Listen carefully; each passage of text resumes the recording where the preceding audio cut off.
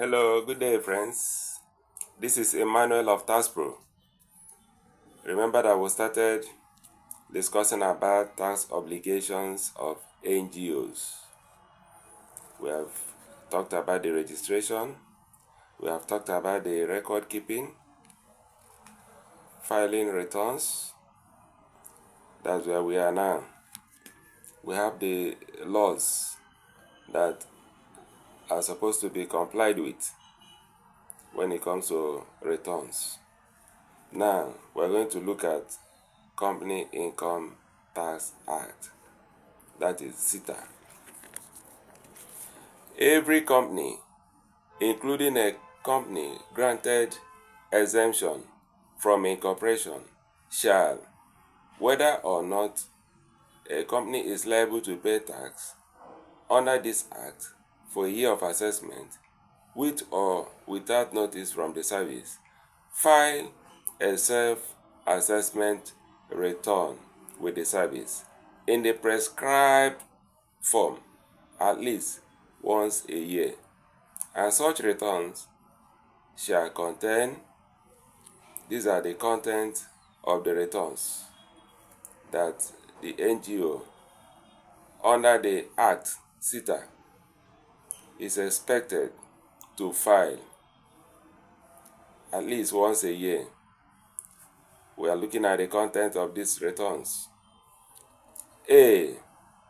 The audited accounts, tax and capital allowances computation for the year of assessment, and a true and correct statement in writing containing the amount of profit from each and every source computed.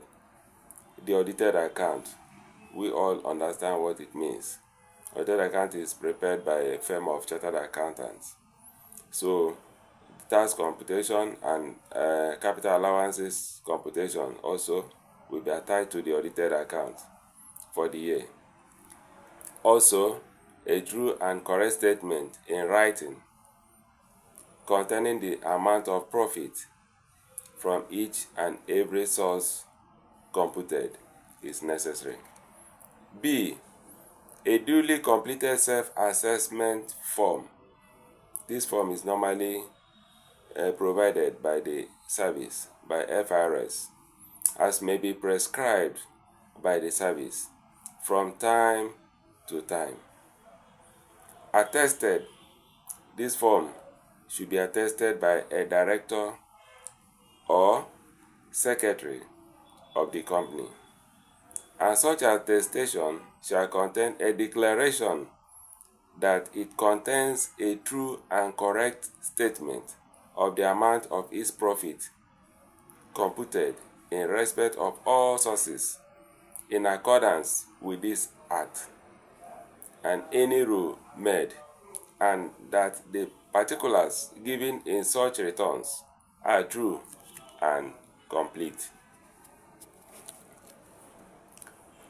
Also, C. Evidence of payment of the whole or part of the tax due into a bank designated for the collection of the tax. So, you need to provide that evidence that you have paid for tax in the bank designated for such. Now, subject to this act or any regulation made, the time of filing return shall be, we are looking at the time of filing CITA, Company Income Tax Act returns. A.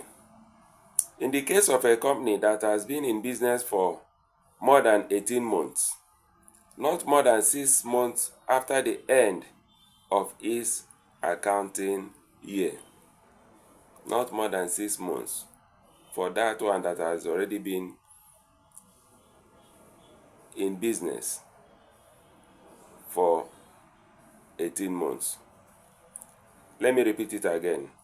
In the case of a company that has been in business for more than 18 months, not more than 6 months after the end of its accounting year, In the case of a newly incorporated company, within 18 months from the date of its incorporation, or not later than 6 months after the end of its first accounting period, whichever is earlier. In addition, the form of returns shall be signed by a director who must be the chairman of the managing director of the company and the secretary respectively.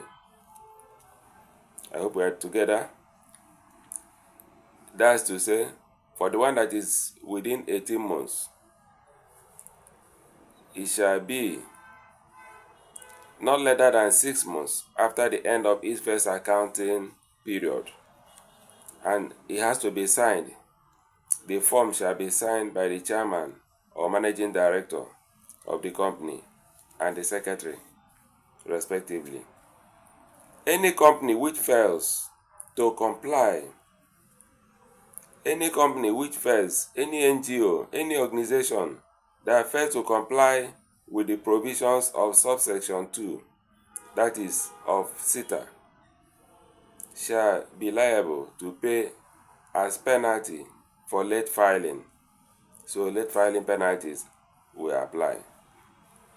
A. 25,000 naira in the first month in which the failure occurs, and B.